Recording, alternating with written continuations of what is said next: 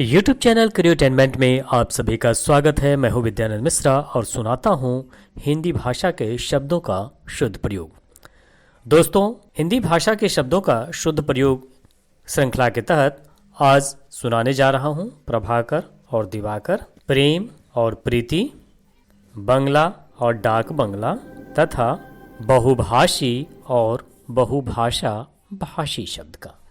आइए सबसे पहले बात करते हैं शब्द प्रभाकर और दिवाकर की। शीर्षक के शब्दों को कुछ क्षणों के लिए छोड़कर अन्य सूर्यवाची शब्दों में से केवल दीन से बनने वाले विविध शब्दों को यहाँ पढ़िए और देखिए।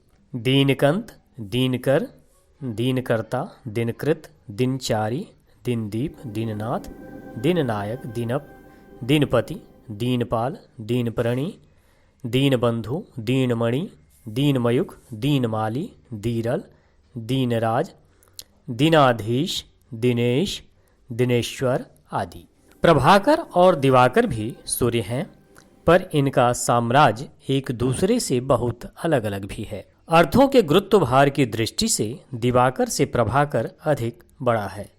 वह शिव का एक विशेषण है और समुद्र भी है, जबकि दिवाकर सूरजमुखी फूल है और आग या मदार है। दिवा दिवस है, प्रभा प्रकाश है, प्रभा और भी बहुत कुछ है। वह दुर्गा की एक उपाधि है, सूर्य की एक पत्नी है और सूर्य का बिंब या मंडल है। वह दीप्ति है, कांति है, चमक है, जगमगाहट है। प्रभाकर अग्नि है, जबकि दिवाकर दीपक है। प्रभाकर चंद्रमा भी है, जो दिवाकर नहीं है।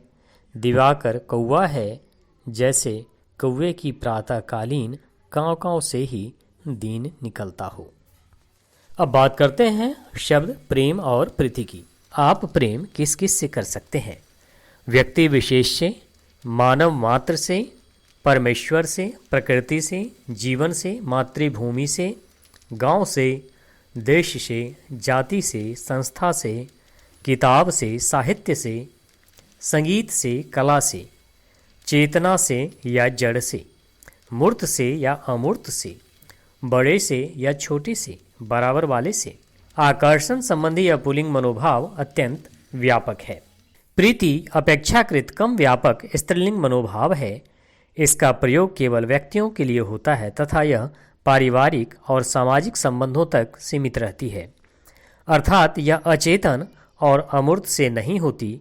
कोई मनुष्य यह नहीं कहेगा कि मुझे अपने जन्म स्थान से या विद्यालय से या रामायण से या चित्रकला से प्रीति है। प्रेम लौकिक हो सकता है, श्रृंगारिक हो सकता है, पारलौकिक हो सकता है, सात्विक भी हो सकता है, वह वासनामय और उथला भी हो सकता है, पर प्रीति में प्रिय के प्रति निष्ठा अनिवार्य है।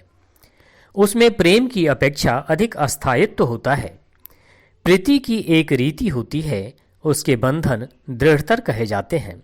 प्रेम में आतुरता, आवेग और तीव्रता हो सकती है, पर प्रीति में प्रायः शालीनता, संतुलन, धैर्य और गहनता होती है। प्रेम को अंधा कहा गया है, लेकिन प्रीति को नहीं कहा गया है।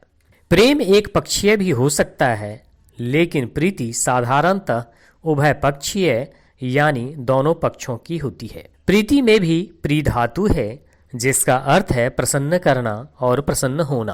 प्रेम शब्द प्रिय से बना है, जिसमें भी प्री धातु है। प्रिया के बारे में एक मज़ेदार बात देखें। संस्कृत में प्रिया का अर्थ छोटी इलायची भी है, जबकि प्रिय का अर्थ बड़ी इलायची नहीं है। अब बात करते हैं शब्द बंगला और डाक बंगला की। बंगला अपने आरंभिक दिनों में विशेष प्रकार का मकान रहा है। खुली जगह में बना हवादार एक मंजिला, छोटा, प्रायः खपरेल से छाया हुआ, बरामदे से युक्त, बाहर बागीचा।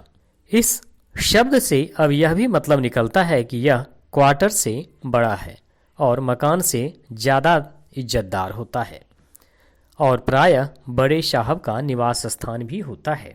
डिज़ाइन के हिसाब से बंगले बंगाल में पहले से बनते थे। इनका नामकरण इनके मूल स्थान यानी बंगाल के कारण ही हुआ। इन्हें पसंद करके मुगल काल में इन्हें बेगमों के लिए उत्तरी भारत में अन्य स्थानों पर भी बनवाया गया और 17वीं शताब्दी में इन्हें अंग्रेजों ने भी बनवाना पसंद किया।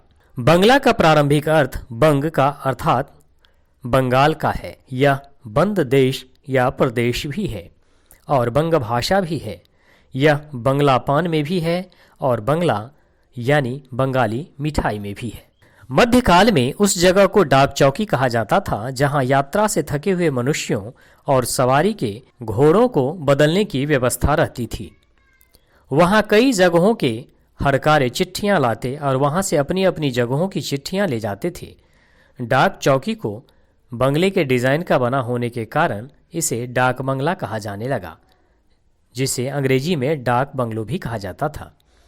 इस प्रकार के बंगले सबसे पहले ग्रैंड ट्रंक रोड पर बनाए गए थे और इनका उपयोग पूर्ववत डाक लाने और ले जाने वाले लोगों के द्वारा होता रहा है। आज डाक बंगला ऐसा सरकारी मकान है जो प्रमुखतः अफसरों और कर्मचारियों और नेताओं के दौरे आदि के समय उनके ठहरने के लिए हर जिले, महत्वपूर्ण तहसील और ब्लॉक मुख्यालय में बना होता है। विविध पर्यटन स्थलों में भी इसकी पहुंच हो चुकी है। यही आजकल रेस्ट हाउस है। बंगला ऐसा मकान है जो गैर मुसाफिरों से संबंधित है और घर की लाइन में है, तथा डाक बंगला ऐसा मकान है जो मुसाफिरों से संबंधित है और होटल की लाइन में है। अब बात करते हैं शब्द बहुभाषी और बहुभाषा भाषी का। यदि आप बहुत सी भाषाएं बोल लेते हैं तो अपने को बहुभाषी मत कहिए। आखिर ऐसा क्यों? क्योंकि बहुभाषी का मतलब निकलेगा बहुत बोलने वाली, यानी बकवादी या वाचाल। भाषी का अर्थ है बोलने वाला। हिंदी भाषी बराबर हिंदी बोलने वाला और अल्पभाषी का मतलब होता है कम बोलने वाला। इस प्रकार मितभाषी, मिष्टभाषी, मधुरभाषी, मृदुभाषी, प्रियभाषी और कटुभाषी है। बहुभाषी से बहुभाषीय बहुत अलग है। बहुभाषी, बहुभाषाई और बहुभाषिक विशेषणों का अर्थ बहुत भाषाओं से संबंधित या बहुत भाषाओं वाला है, क्योंकि इन शब्दों में प्रयुक्त भाषीय, भाषाई और भाषिक का अर्थ भाषा संबंधी है। भारत को बहुभाषी देश न कहकर बहुभाषीय देश कहना सही है। बहुभाषज्ञ और बहुभाषाविद बहुत भाषाओं को जानने वालों के लिए चलते हैं। भाषा को जानने वाला उसे बोलने वाला भी हो, यह आवश्यक नहीं है। इस दृष्टि से भाषज्ञ और भाषाविद से भाषाभाषी भिन्न है। आप बहुभाषज्ञ या बहुभाषाविद हो या न हो, पर इस लेख की पहली पंक्ति की भाव निरंतरता में बहुभाषाई अवश्य है। आइए फिर दोहरा कर देखें। भाषाभाषी का मतलब भाषा बोलने वाला, भाषी का मतलब बोलने वाला, भाषीय माने भाषा वाला या भाषा संबंधी।